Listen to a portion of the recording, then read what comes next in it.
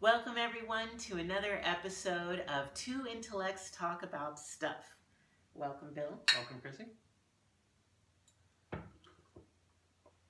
So today we're going to be talking about Westworld Season 1, Episode 9, The Well-Tempered Clavier. So this episode is the episode before the season finale. A lot of stuff happened. And in our episode about this episode, we are going to be talking about predictions for the season finale. We'll be predicting or offering our predictions and what we wish, what we hope is going to happen. And we'll also talk a little bit about what we hope will happen in season 2 and why we think these things are likely. For me, the one prediction that I want to share right now is I'm pretty sure that in the season finale we're going to find out that Ford's final narrative and the maze are the same thing. And I want to talk a little bit about what I think the maze will be. And that's what I'm really interested in. Well, I agree with that. I'll raise you one. I think the maze and the final narrative will be the same thing. That it's going to be a android on human free-for-all in which the roles are effectively equal. And that it's going to be a software test of, first of all, can androids interact with people? And can they interact autonomously and still be obedient? But more importantly, can they take over the world? Because I'm predicting next season we're going to see Delos try to deploy robots in the outside world. I agree. I think, and if they don't do it, I think it's a missed opportunity. But can the robots take over the world? You know, it's Westworld's version of the robot apocalypse. We're going to talk a little bit about that theme, that genre in Hollywood. They love the robot apocalypse. We're also going to talk about control, software control, but also just sort of social control and design. Same thing, software design and social design. But before we get to all of that, let's talk about the name. The name is extremely evocative, the Well-Tempered Clavier. It refers to a collection of songs by Bach, but it also refers to the instrument that you use to play those songs, which I think is great, particularly the fact that it's a piano-ish instrument, or a keyboard instrument, and you know, the piano is such an icon of Westworld, from the opening credits to the way that when we go into the saloon, one of the things that viewers are always looking for, I know I certainly am, the piano, and wondering what song it's playing. Well, the thing I like about the piano in the opening credits is it starts playing the music, then you see the robot hands playing it, then you see the hands remove, then you see the player piano roll of the dots and dashes and bits going straight onto those 88 well-tempered keys. And so now the program is running itself. I love it. And I love, to me, it seems as if there's some sort of laser light that seems to be shining across the paper. And I think that's a nice touch, if it is. Yes, so the piano that plays itself, the game that starts to play itself, that basically Ford has figured out a way to take the Sizemores out of the equation. You don't need any story writers anymore if you have droids. That turns out there's a software reason for that. That's not just HBO getting their oats up. Yes. So, for me, just kind of to turn that back to more general discussion of Ford's final narrative and the maze. As a narrative theorist, the maze, to me, seems like a perfect metaphor for describing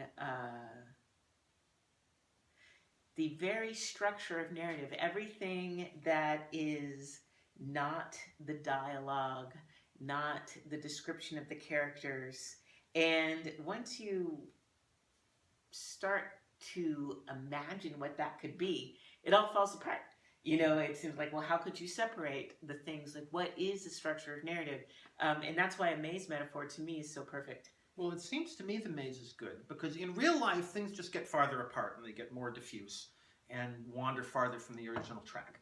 But the way narratives work is they always come to an end. It's like all of those threads get tied up somehow, and a maze is something where you always wind up in one point. So it's the opposite of real life, where you wander off into the periphery. In the maze, you're wandering toward the center. Right, and that is why a maze is a wonderful metaphor for narrative, because it is still controlling. It's controlling your movements. But what I was trying to get at with the difficulty of like imagining, like if you tried to put your finger on any particular, the maze aspect of any particular narrative, tried to locate it in the collection of words, it's almost impossible. It can only be thought about metaphorically. This power of narrative to direct movement. Okay.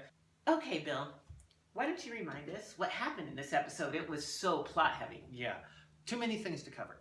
So Bernard has a confrontation with Ford in which he admits to reviewing his own code, and this is probably the first person ever who's been coded and then has read the code which makes him up, and he finds that the coder who really influenced him most was Arnold and not Ford.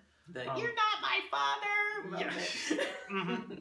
Yeah, so even though Bernard was made in his image, etc., ultimately there's a hack where Bernard finds a way to use a Clementine with a gun to get around her prime directives, and then he reviews his life, and then there's a counter hack where Ford has another secret command line buried under the first one and stuff. So it's a little Harry Potter dueling magic wands. But ultimately, Bernard kills himself, and this feels like a big deal, except he was just rolled back to a previous configuration. He archived a previous configuration a moment before, so we might see him again anyway.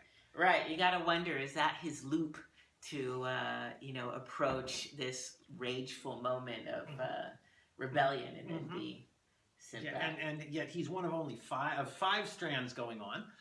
The Maeve strand is really fun. Bernard is about to reprogram her, and she pulls the trick, freeze all motor functions, freezes him, makes a mind meld talking with him, as he's frozen, but he can hear, and then is commanded into releasing her back into the park, where she recruits Hector with an empty safe and a flaming tent to becoming part of her rebel army. Now, security guy Stubbs has a brief tour where he goes out to investigate missing Elsie, stomping around the outdoors with his tricorder, and he's ambushed by Ghost Nation. No problem, except when he says freeze all motor function, it doesn't work, and that proves that there exist androids which are resistant to that kind of hack and counter hack that Ford and Bernard were playing with just a few moments ago. Who did it? So that's, again, part of the code. Which kinds of code are there? What can they do?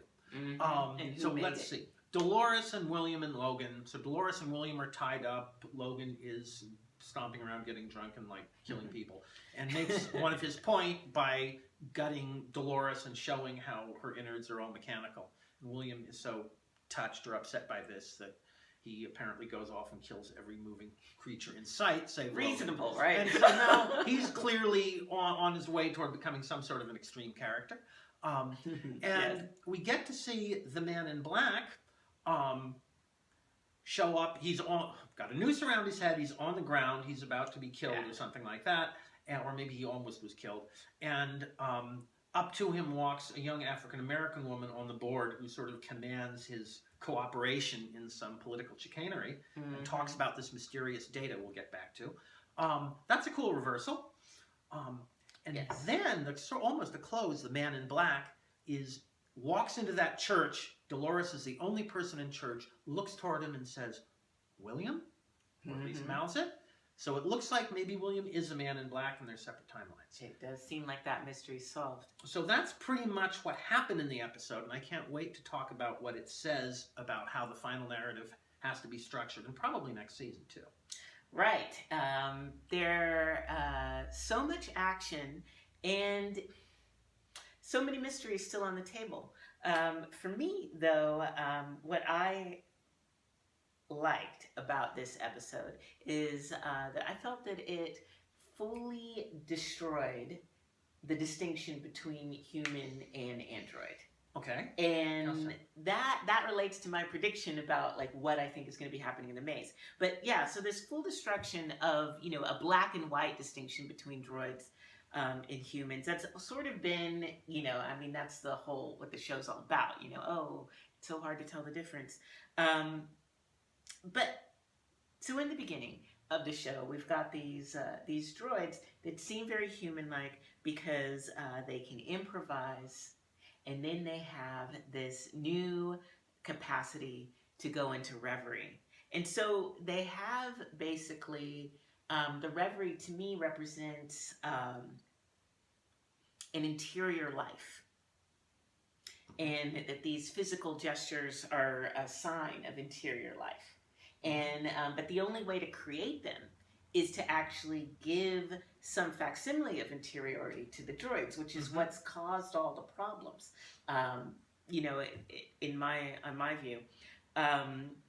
And you know, the improvisation ability that they had is something that we could liken to a capacity for independent thought and a capacity for spontaneous behavior. So they have these things from the very beginning. But what they didn't have was the ability to move forward in time in any non-trivial way, because they were in loops, so their existence was circular. They didn't have any way to have linearity. And they also...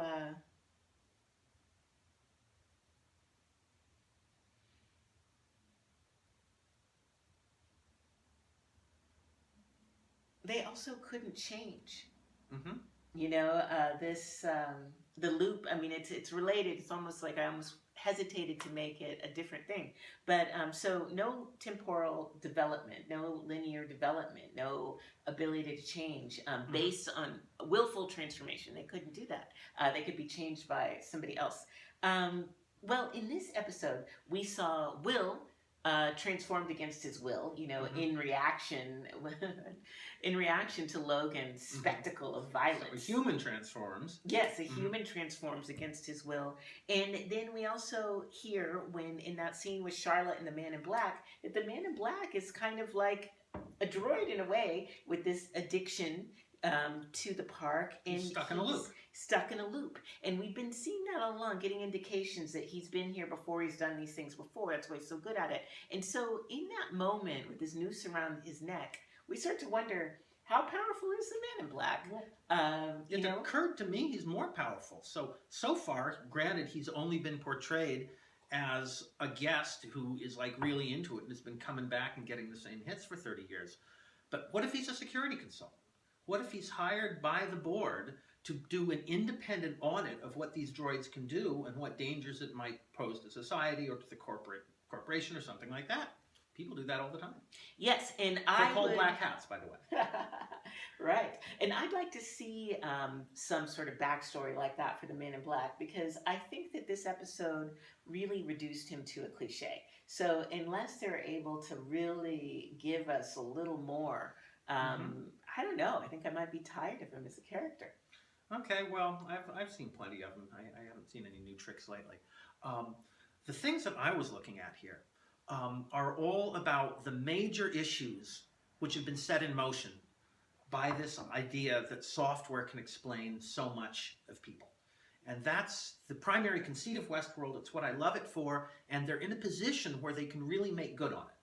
So the way I see the first issue, so one of them is code. You know, what kind of code is resident in an android, and what can it do? And that turns into a hairball. There's questions about the final narrative. What is the end game for droids becoming autonomous and for interacting with people? And there's a question of what Delos is trying to do, what kind of data they're getting, and what they're doing with it. I think all of these things have a beautiful, simple, elegant solution, which is so cool that I just want to talk about it as if it's a prediction, although, you know, that's hoping for a little bit too much. Is this a good time to go into it? Wow, that sounds great. Yeah. The first question about code, just look at the different kinds of code that can be running. We've got the command lines, which tell a droid what to do right now. We've got the life experience that's built up from all of their little tiny motor actions and all their practice and all their error correcting. We've got pre-programmed narratives running, telling them what loop they're supposed to be in, and their own emotions, and their backstories, and so forth. Then we've got where the code comes from. Some of it was written by Ford. Some of it was apparently written by Bernard. Some of it was written by Arnold. Maybe some of it was written by code, which was written by Arnold, which gets into some wonderful recursive loop. And then we've got the types of code. We've got at least two general categories: the elegant, beautiful, formal stuff, the recursive hierarchies, or whatever Maeve was talking about.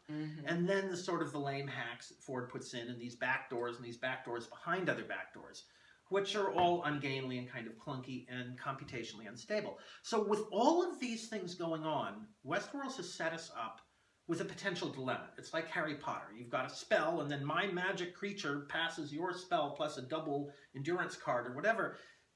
The only way to resolve this kind of conflict is to introduce new laws and new spells, which just leaves us surprised but not actually satisfied there's an order there. There's no hierarchy, no clear hierarchy of how the power of the coders. Yes, and which coders and which code. And this actually, software is like this. It turns into such a hairball that even the managers don't know quite which piece is going to win if they start fighting at each other. But with androids, it matters. I mean, they're holding guns and stuff. So this question has to be resolved, and it has to be resolved in a theoretically consistent way. We're going to see how they can do that. One question is the final narrative. What happens in the end when the androids are out there trying to survive, and the humans are out there able to get hurt? You're removing the constraints on both sides. Now, the big problem that Ford has been exploring, and he has to solve this one, he's the final engineering guy on this, is detail versus obedience. When Sizemore was talking about how we're going to make this narrative do this, and he told people all the way down to how to munch a cannibal leg or something like that, right? Way over-directed. That's where you have loops and backstories and programming and scripts and all the stuff which is telling them what to do. Fine, that's doable. It's a pain in the butt and it doesn't work very well. Ford said, no, what the guests want is detail. They want the reality. They don't want the program and the script. They want the eye wink and the fumbling fingers or whatever it was. That's why the improvisation power is so important. Improvisation is the only way to make that much detail. You have to have a little bit of your own randomness sprinkled in. Right. You can't possibly program at that level of granularity. The park wouldn't work. And yet, so Ford knows this, and yet when you give them autonomy, these creatures seem to become self-aware and rebel. Sounds like there's a history of that. So Ford needs to determine, is this computational platform stable? And he needs his final narrative, where the creatures are free running and not being reprogrammed all the time, to find out if this wonderful solution, this software solution to these modular autonomous interactions, is actually stable in a collective sense and can still be obedient. This is the problem. He still needs that back door, because otherwise you just made a bunch of superhumans who aren't going to do what you say. Right, I agree. The maze is a test. And I think what we saw with Ford and Bernard, there's a test of loyalty, and that could be the purpose of Bernard's loop. That one day Bernard will actually choose to work for Ford. Yeah, right. It's a Groundhog Day. He keeps doing the same thing over and over and getting the same result. But for me, the most interesting pressure isn't the pressure that computer science is exerting on the plot, but that business sense is exerting on it. This is all being run by the Delos Corporation, and it's referred to obliquely as having all these research projects and agendas and so forth, but they've been very canny about what those are.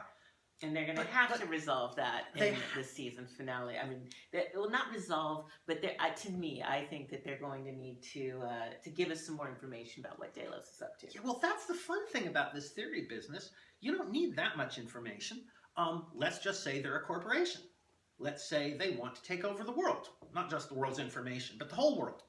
So they create androids, and they want to take over the world with these androids. First step, get them to replace humans plausibly. Now, the business insight, which nobody out there said, but the series Silicon Valley would definitely get this one. The rule of business is get your deep pockets early adopters to pay for your development and testing. That's how tech companies work. It's the only way to really... I've worked for places like that. It's a great business model because as money comes in and you build what you wanted to build anyway, except your customer is paying for it. Here it is. They've got a theme park where the richest guys in the world are paying $40,000 a day to help develop and test androids to fool them into thinking they're real people. I mean, this is the best development environment possible to create androids to take over the world. And I think this is why we're on the same page about our theory of what Delos is up to. And I think we should spin it out for our audience. But yes, in terms of what needs to happen in the season finale, I think to maintain interest, they need to give give a little more hints. We need some more like concrete bits of evidence to plug into theory, as we're on their trail. But keep going. Okay. So we've got this perfect biz dev situation here. And so that biz dev argument tells you what you'll get next season. That biz dev argument says that next season is going to be the next phase in deployment. First they've deployed in Sweetwater, then they've deployed in Pariah under looser circumstances. Now they're going to do the maze where it's Android on human, but inside the park. And next season they can go outside the park. I don't know, a small town or something like that. They can go one step further to taking over the world. Yep, can't get much further away than Sweetwater, from Sweetwater than in the real world. So that's next season. What I think is happening next episode in the final narrative is sort of the ultimate modular, well-tempered Android software, where they're going to be running a build which allows them to be autonomous and presumably obedient. And that algorithm is going to have all the little pieces which have been hinted at. It'll be recursive because it's a narrative which generates other narratives. It's autonomy which generates more autonomy. It's code which writes itself. There's going to be the elegant formal structures. There's going to avoiding all these hacks and counter hacks. So if it turns out Arnold's ghost and this self-writing recursive code is now what propagates inside the androids as they start weaving their own stories, that will be a wonderful computer science worthy solution to all of these little strands which have been left around for us. Well, I agree. I'd like to see something like that too. But for narrative reasons, I don't think that they can quite resolve the hacks and counter hacks. There has to be, if they do, then they have to put something in that represents the power struggle between the humans and the androids so that we still remember that there's a kind of vulnerability that an android has that humans don't have. And I think that that's where we're going to see the distinctions ultimately settle out. Different vulnerabilities. Kind of like in True Blood. yeah, kind of like in True Blood. Okay, so what I'm expecting to happen next week is some self-writing code letting the player piano run itself, where all these little player pianos start to run themselves.